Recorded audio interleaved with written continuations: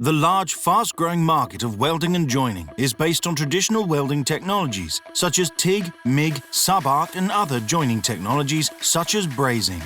Moving from traditional welding to laser welding will save up to 90% on energy and will decrease production time by a factor of 10, making laser technology a high return on investment decision for the manufacturer.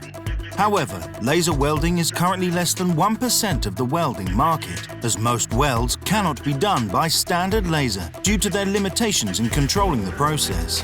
Civan's dynamic beam laser is a breakthrough technology that brings all of the laser benefits and overcomes the existing obstacles in laser welding.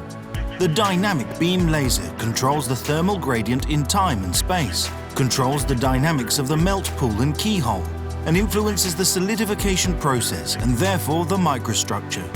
These capabilities are encouraging manufacturers to replace traditional welding methods with Civan's dynamic beam laser welding to increase efficiency.